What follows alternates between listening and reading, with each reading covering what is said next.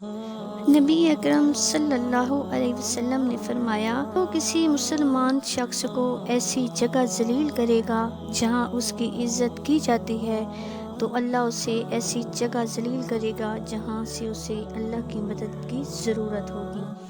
حضور صلی اللہ علیہ وسلم تسلیمہ نے فرمایا، میری امت کے تمام لوگوں کے گناہ اللہ بخش دے گا سوائے ان لوگوں کے گناہ جو گناہ کر کے لوگوں کو فخر سے بتائیں کہ ہم نے یہ گناہ کیا ہے۔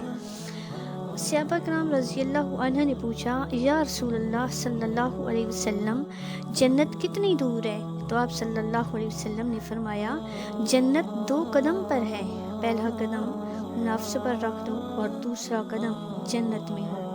جب کوئی کام تمہاری مرضی کے مطابق ہو جائے تو شکر ادا کرو کہ اللہ نے تمہاری مرضی کو اتنی اہمیت دی، اور اگر تمہاری مرضی کے خلاف کچھ ہو تو بھی شکر ادا کرو کیا وہ اللہ کی مرضی سے ہوا ہے۔ تمہاری مرضی سے اللہ کی مرضی بہتر اور بہت افضل ہے۔